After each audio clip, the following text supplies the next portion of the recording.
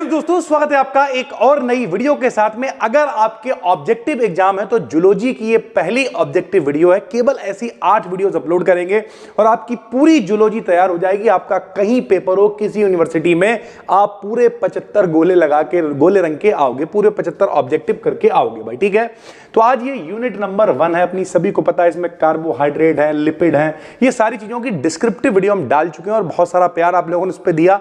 10,000 से ज्यादा लोग उसे देख चुके हैं। तो अब ऑब्जेक्टिव की भी बारी है, क्योंकि आने वाले हफ्ते 10 दिन के अंदर सब कुछ खत्म करना है। तो बहुत तेजी से हम लोग आगे बढ़ रहे हैं। सबसे पहला और मोस्ट इंपॉर्टेंट क्वेश्चन जो कि आपको केमिस्ट्री में भी काम में आ सकता है कि जनरल फॉर्मूला ऑफ कार्बोहाइड्रेट, हमने आपको बताया था CHO से मिलकर बने यौगिक कार्बोहाइड्रेट कहलाते हैं। इनका जनरल फॉर्मूला क्या होता है? तो CnH2O का होल ऑफ n, ये इनका जनरल फॉर्मूला है। यहां आप n की वैल्यू मान लिया 2 रख दीजिए तो यहां 2 आ जाएगा, ठीक है। यहां पर देखो अलग अलग कंडीशन, जैसे अगर हम कहें 6, 12, 6, ये किसका फार्मूला है मेरे भाई? ग्लूकोज का फार्मूला है। तो बताओ यहां पे n की वैल्यू कितनी है? 6 है। तो n की वैल्यू आपने 6 रख दी, n की वैल्यू 6 रख दी। H2 है तो ये 6 दूनी 12 हो गया और ये दोनों 6 हो गया। तो इस तरीके से ये चीजें चलती हैं। तो इनका जनरल फार्मूला होता है CnH2O का whole of n। Essential fatty acids are, तो सभी को पता है इसेंशियल और नॉन इसेंशियल फैटी एसिड्स होते हैं। इसेंशियल कौन से होते हैं? इसेंशियल फैटी एसिड किसके लिए? ह्यूमंस के लिए होते हैं, यानी मनुष्य के लिए आवश्यक हो वही इसेंशियल फैटी एसिड्स हैं। पॉली अनसैचुरेटेड फैटी एसिड कौन है? तो भैया कॉर्न जो ऑयल है, जो मक्के का ऑयल है, वो एक पॉली अनसैचुरेटेड फैटी एसिड है। द मोस्ट अबंडेंट लिपिड, यानी सबसे ज्यादा मात्रा में पाया जाने वाला जो लिपिड है इन सेल मेम्ब्रेन, यानी कोशिका की झिल्ली में सबसे ज्यादा मात्रा में पाया जाने वाला लिपिड कौन सा है? तो ये मोस्ट इंपॉर्टेंट क्वेश्चन है। फास्फोलिपिड सबसे अधिक मात्रा में पाया जाता है। इसेंशियल फैटी एसिड्स क्या होते हैं? तो आपको पता ही है, बता चुके हैं भैया। एक हमने आपको इसेंशियल एमिनो एसिड भी बताए थे। हमने आपसे कहा था कि इसेंशियल एमिनो एसिड जो होते हैं वो मनुष्य की बॉडी में नहीं बनते हैं, नॉन इसेंशियल वाले बन जाते हैं। ऐसे ही इसेंशियल फैटी एसिड्स भी जो होते हैं वो नॉट सिंथेसाइज्ड इन एनिमल्स, यानी जानवरों के शरीर में वो नहीं बनते हैं। Must be taken through food, उन्हें किससे लेना पड़ता है? भोजन से उन्हें लेना पड़ता है। सेलुलोज क्या है? तो एक हेक्सोजन पॉलीसैकेराइड। सेलुलोज एक प्राकृतिक कार्बोहाइड्रेट है, प्राकृतिक पॉलीसैकेराइड है। ये भी हम लोग चर्चा पहले कर चुके हैं। पाइरेनोज स्ट्रक्चर ऑफ ग्लूकोज एस, जो पाइरेनोज रिंग बनती है वो कैसी होती है? तो हेक्सागन यानी 6 मेंबर्ड रिंग होती है। और सभी को पता है कि ग्लूकोज का फार्मूला क्या है? C6H12O6। कार्बन में कार्बन कितने होते हैं? 6। तो 6 कार्बन की जो रिंग बनती है, हेक्सागन बनता है, वो पाइरेनोज रिंग कहलाती है भाई, ठीक है। On heating glucose with Fehling solution, हम कितनी बार चिल्ला के कह चुके हैं, जब भी कभी अपचाई शर्करा फेलिंग विलयन से क्रिया करेगी तो हमेशा क्या बनेगा? फेलिंग विलयन से क्रिया कराने पर Cu2O का रेड पीपीटी यानी लाल अवक्षेप प्राप्त होता है। तो यहां पूछ रहा है कि जब ग्लूकोज फेलिंग विलयन से क्रिया करेगा तो क्या बनेगा? रेड कलर प्राप्त होगा। और रेड कलर के क्या पीपीटी बनेगा? Cu2O का रेड पीपीटी हमें मिल जाएगा भाई, ठीक है। A solution of D glucose in water, अब ध्यान से समझिए। ग्लूकोज दो हम लोग पढ़ते हैं, एक डी ग्लूकोज, एक एल ग्लूकोज। डी फॉर होता है डेक्स्ट्रो रोटेटरी, समझिए, D for dextro rotatory, L for levo rotatory. Dextro rotatory वो होता है जो समतल ध्रुवित प्रकाश, प्लेन पोलराइज्ड लाइट। ये क्या होती है भैया? ऐसा प्रकाश जिसमें कंपन सब दिशाओं में ना हो, केवल एक ही डायरेक्शन में हो, उसे PPL यानी प्लेन पोलराइज्ड लाइट कहते हैं। और प्लेन पोलराइज्ड लाइट को जो दाईं तरफ घुमा देता है, यानी सीधी तरफ घुमा देगा, उसे डेक्स्ट्रो रोटेटरी या फिर डी फॉर्म कहते हैं। जो बाईं तरफ यानी उल्टी तरफ घुमा देगा उसे लीवो रोटेटरी हम लोग कहते हैं भाई, ठीक है। पॉलीसैकेराइड कौन है? तो ग्लाइकोजन पॉलीसैकेराइड है, स्टार्च पॉलीसैकेराइड है, सेलुलोज पॉलीसैकेराइड है, ठीक है मेरे भाई। स्वीक्रोज क्या है? स्वीक्रोज एक नॉन रिड्यूसिंग शुगर है, यानी अनअपचाई शर्करा है। ये अपचयित नहीं होगी, फेलिंग विलयन से क्रिया नहीं करेगी, टॉरन अभिकर्मक से क्रिया नहीं करेगी भाई, ठीक है। डिऑक्सी राइबोज और राइबोज क्या है? सबको पता है भैया, शर्कराएं हैं। तो पेंटोज मोनोसैकेराइड है। ये सबको पता है कि भैया डिऑक्सी राइबोज में क्या होता है। डिऑक्सी राइबोज शर्करा है, सही तो है। राइबोज भी क्या है? शर्करा है, जो कि किसमें? ये डीएनए में पाई जाती है, डिऑक्सी राइबो न्यूक्लिक एसिड में। और ये किसमें पाई जाती है? आरएनए में पाई जाती है। तो ये क्या है? शर्कराएं हैं। पेंटोज शर्कराएं हैं और पेंटोज वो भी कैसी हैं, मोनोसैकेराइड है भाई, ठीक है। रिड्यूसिंग शुगर यानी जो रिएक्शन कर लेंगे अपचयी वाले, तो ग्लूकोज है, फ्रक्टोज है, माल्टोज है, लैक्टोज है, ये सारे के सारे रिड्यूसिंग शुगर होते हैं भाई, ठीक है। अलिगोसैकेराइड क्या होते हैं, तो अलिगोसैकेराइड वो होते हैं जिसमें 2 से 10, ये हमने पढ़ाया हुआ है, 2 से, मोनोसैकेराइड क्या होता है जिनका जल अपघटन नहीं होगा। अलिगोसैकेराइड क्या होता है जिनका जब आप जल अपघटन कराओगे तो ये 2 से 10 अणु मोनोसैकेराइड के देंगे। और पॉलीसैकेराइड कौन होंगे, पॉलीसैकेराइड होंगे जो बहुत सारे अणु देंगे, तो उन्हें हम लोग पॉलीसैकेराइड कहेंगे। ग्लूकोज क्या है ये भी बता चुके हैं आपको। ग्लूकोज क्या है, एल्डोहेक्सोज है। क्यों, क्योंकि ग्लूकोज के अंदर नंबर 1 तो एल्डिहाइड समूह यानी CHO ग्रुप होता है। ग्लूकोज एक एल्डोहेक्सोज, और प्लस कार्बन कितने होते हैं, 6 कार्बन होते हैं, 6 फॉर हेक्सा, जैसे हमने आपसे कहा मोनो, डाई, ट्राई, टेट्रा, पेंटा, हेक्सा, हेप्टा, ऐसे चलता है। तो 6 के लिए हेक्सोज और एल्डिहाइड, इसलिए एल्डोहेक्सोज इसे हम लोग कहते हैं। मोस्ट कॉमन कार्बोहाइड्रेट, सबसे ज्यादा पाया जाने वाला कार्बोहाइड्रेट मोनोमर कौन है, तो ग्लूकोज सबसे ज्यादा कॉमन मोनोमर होता है भाई, ठीक है। केन शुगर, गन्ने की जो शर्करा है उसका कॉमन नेम क्या है भाई, तो चीनी, जो टेबल शुगर भी हम लोग इसे बोल देते हैं, क्या बोल देते हैं भैया, टेबल शुगर, या फिर ये स्वीटेस्ट शुगर, सबसे मीठी शर्करा भी पूछे तब भी आप स्वीक्रोज ही लगाओगे भाई, ठीक है। सबसे मीठी शर्करा स्वीक्रोज नहीं, सबसे मीठी शर्करा पे आप लगाओगे फ्रक्टोज, ठीक है मेरे भाई। ये टेबल शुगर है, टेबल शुगर है ये। कमेंट में बताइएगा आपको पता है कि नहीं, घर में जो हमारी टेबल पे चीनी रखी होती है वो स्वीक्रोज होती है। मोस्ट कॉमन डाइसैकेराइड, सबसे ज्यादा पाया जाने वाला डाइसैकेराइड भी यही है, स्वीक्रोज का ही ये फार्मूला है, C12H22O11 12-22-11 बोलते हैं। The change in optical rotation of a freshly prepared solution of glucose with time.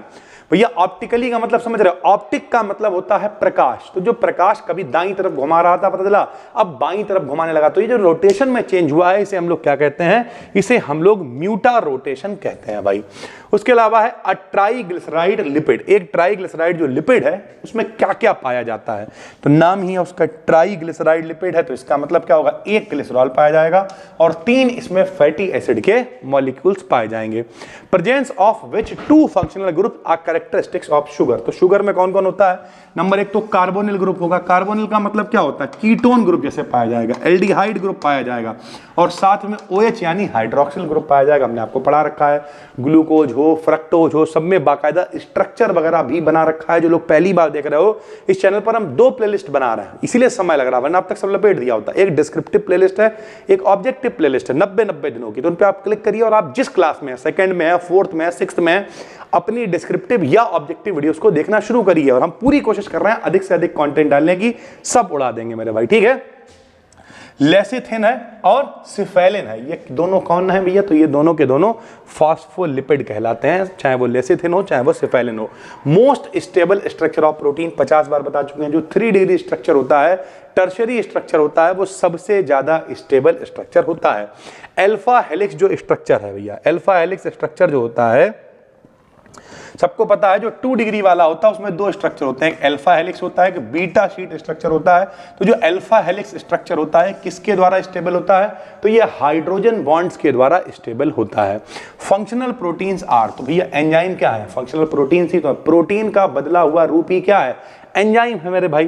Prosthetic group किसमें पाए जाते हैं, तो जितने भी कॉन्जुगेटेड प्रोटीन्स होते हैं, कॉन्जुगेटेड का मतलब हमेशा याद रखना कि पता चला जैसे C12H22O11 है, ठीक, इसमें से एक O हटा दें उसकी जगह कुछ और लगा दें तो उसे कॉन्जुगेटेड बोल देते हैं, यानी कुछ हटा के उसकी जगह बना देना, हम लोग उसे कॉन्जुगेटेड बोल देते हैं भाई। तो कॉन्जुगेटेड प्रोटीन्स में प्रोस्थेटिक ग्रुप्स पाए जाते हैं। The bond between 2 amino acid, 50 बार बता चुके हैं भैया कि एक एमिनो एसिड होगा, एक और एमिनो एसिड होगा, दोनों जुड़ेंगे तो पूरी एक प्रोटीन की लंबी श्रृंखला बनेगी। और एमिनो एसिड क्या होते हैं, प्रोटीन के निर्माण की इकाई कौन है, एमिनो एसिड है।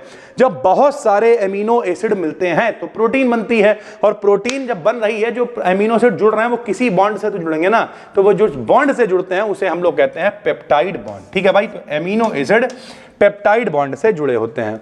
Lipids are insoluble in water, यानी ये पानी में नहीं घुलते हैं, क्यों, क्योंकि हाइड्रोफोबिक होते हैं। एक होता है फिलिक, फिलिक माने लविंग, प्यार करने वाला, फटाफट बॉन्ड बना ले, और एक होता है फोबिक, विरोधी, दूर भागने वाला। तो ये सारे के सारे हाइड्रोफोबिक हैं, ये नहीं जुड़ सकते हैं, इस वजह से ये इनसॉल्युबल होते हैं। डीनेचुरेशन ऑफ प्रोटीन, जब आप प्रोटीन का विकृतीकरण करते हैं, प्रोटीन के स्ट्रक्चर को तोड़ते हैं तो उसकी प्रॉपर्टीज बदल जाती हैं, स्ट्रक्चर नहीं बदलता है भाई, ठीक है। प्रोटीन नाम किसने दिया? तो वर्जीलियस ने दिया। जे वर्जीलियस इनका पूरा नाम था, आपको बता ही चुके हैं। हीमोग्लोबिन प्रोटीन का एक टाइप है, किस टाइप? तो ये अलिगोमर है। क्या है मेरे भाई? अलिगोमर टाइप का प्रोटीन। अल्फा हेलिक्स जो आपकी प्रोटीन है वो किस में नहीं पाई जाती है? तो काइटिन में अल्फा हेलिक्स प्रोटीन नहीं पाई जाती है। The percentage of protein presence in muscles, जो हमारी मसल्स हैं, ठीक है, साथ ही साथ जो दालें वगैरह हैं, इसमें कितने परसेंट प्रोटीन होती है? तो 20% प्रोटीन इसमें पाई जाती है। सबसे ज्यादा प्रोटीन सोयाबीन में होती है, और कितनी होती है? तो लगभग सोयाबीन 48% के करीब होती है मेरे भाई, ठीक है।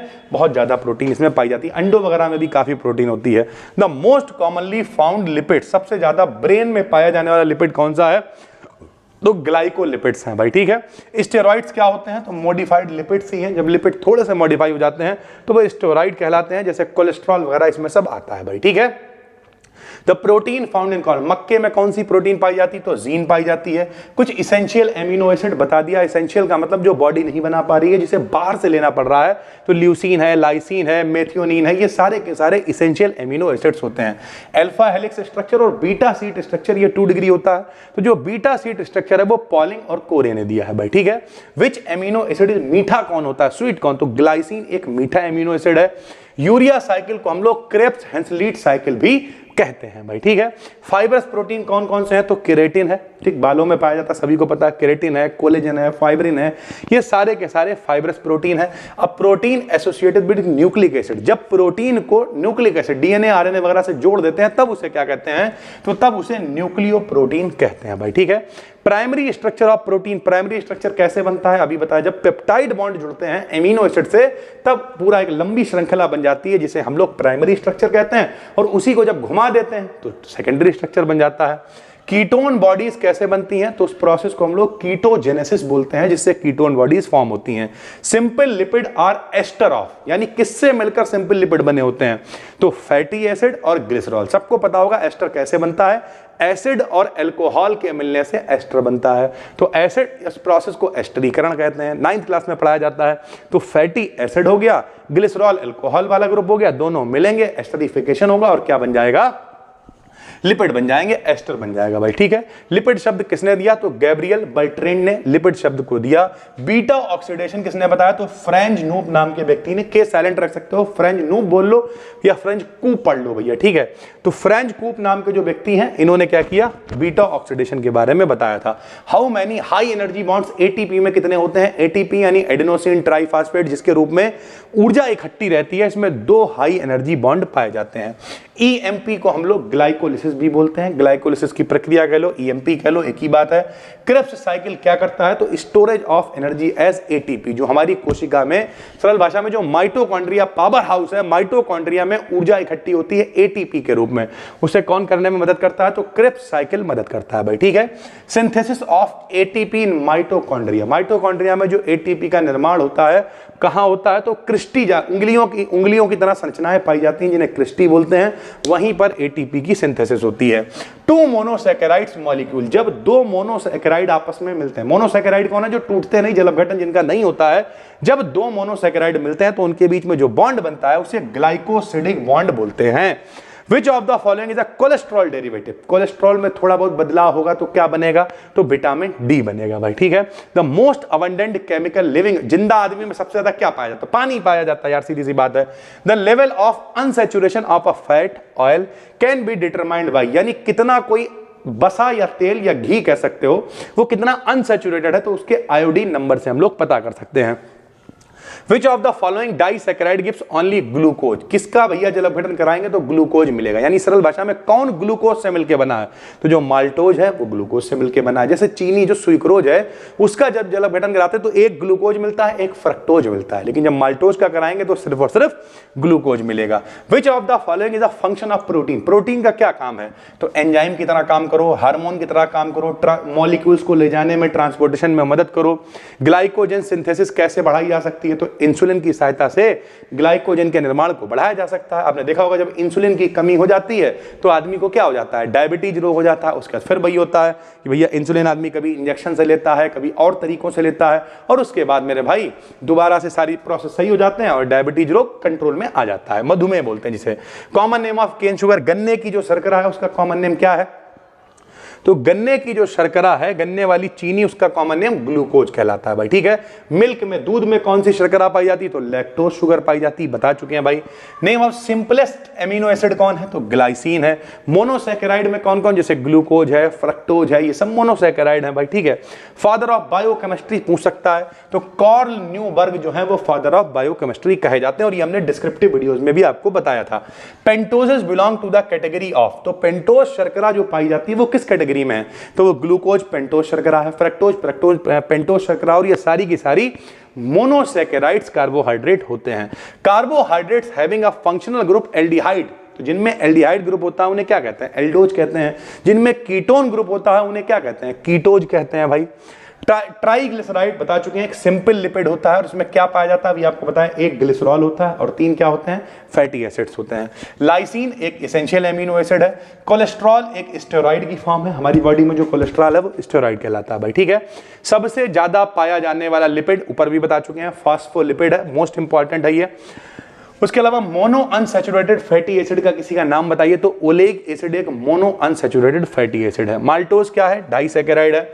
ग्लाइकोजन कहां स्टोर होता है? तो लीवर में और मसल्स में ग्लाइकोजन स्टोर होता है। एंड प्रोडक्ट्स अभी आपको बताया, जो व्यक्ति थे उन्होंने ओमेगा ऑक्सीडेशन के बारे में बताया, तो जब ओमेगा ऑक्सीडेशन होता है तो लास्ट में क्या बनता है? तो सक्सिनिक एसिड और एडिपिक एसिड लास्ट में बनता है। Starch is a mixture of, starch किससे मिलकर बना है? तो एमाइलेज और एमाइलोपेक्टिन से मिलकर बना होता है starch. Possible number of isomers of glucose, isomer क्या होते हैं? फार्मूला सेम रहेगा, अलग अलग तरीके से बना सकते हैं। अभी हम ये टी शर्ट पहन के आए हैं, अभी हम शर्ट पहन के आ जाए, अभी हम कोट पहन के आ जाए, आदमी एक ही रहेगा, स्ट्रक्चर बदल रहा है, तो उसे हम लोग आइसोमर बोलते हैं। ग्लूकोज के टोटल 16 आइसोमर्स पॉसिबल होते हैं। वैक्स जो है किसका एग्जांपल है? तो वैक्स भी सिंपल लिपिड का ही, यानी मोम वगैरह जो है वो लिपिड का ही उदाहरण है। Which are the example, waxes are the example of limit हो गया। Which organ of our body makes cholesterol, तो हमारी बॉडी को जो कोलेस्ट्रॉल की जरूरत है उसे कौन बनाता है? तो उसे लीवर बनाता है। और एंजाइम जो होते हैं, जो प्रोटीन का ही रूप है, उन्हें कितने टेम्परेचर चाहिए होता है? तो हमारी बॉडी का नॉर्मल टेम्परेचर 37 होता है, एंजाइम्स को भी 25 से 35 डिग्री का टेम्परेचर चाहिए होता है। हमारी बॉडी का टेम्परेचर 37 डिग्री सेंटीग्रेड होता है, तो एंजाइम्स जितने भी हैं उनके लिए टेम्परेचर होता है 25 से 35, 25 से 40 डिग्री सेंटीग्रेड, जो विकल्प में हो वो आप लगा दोगे। उसके अलावा पीएच वैल्यू इनके लिए होती है 5 से 7, ध्यान रखिए एंजाइम के लिए पीएच वैल्यू होती है 5 से 7। और एक आखिरी क्वेश्चन है, हीमोग्लोबिन क्या है? तो हीमोग्लोबिन एक क्रोमोप्रोटीन के अंतर्गत आता है। हीमोग्लोबिन क्या है? क्रोमोप्रोटीन है भाई, ठीक है। ये लगभग 80 के करीब क्वेश्चंस हैं भाई पहली यूनिट से, ये सारे के सारे मोस्ट इंपॉर्टेंट है। जिन लोगों ने कोर्स में ज्वाइन किया है, आज आपको ये सब पीडीएफ वगैरह अपलोडेड वहां पे मिल जाएंगी। अगर आप यूट्यूब पर देख रहे हो भाई, तो डिस्क्रिप्शन में फ्री टेलीग्राम चैनल का लिंक है, वहां पर इस पीडीएफ को अभी हम डाल रहे हैं। वीडियो को पब्लिक होने के बाद फटाफट से अपनी कॉपी में नोट्स बनाइए, पढ़ना शुरू करिए। केवल 8 वीडियोज आपको पढ़नी है, हम आपको भरोसा दिला रहे हैं। इसमें 80 विकल्प हैं, किसी में 50 होंगे, एवरेज अगर आप 70 भी मानते हो तो कितने होंगे भैया? यूनिट 8, 8 7 56, 500 विकल्प आपको पढ़ने हैं। आप 75 में 75 करके आओगे, ठीक है भाई। उम्मीद करते हैं समझ में आ गया होगा। टेलीग्राम चैनल को ज्वाइन कर लेना, डिस्क्रिप्शन में लिंक है। मिलते हैं अगली वीडियो में, तब तक के लिए धन्यवाद, थैंक यू।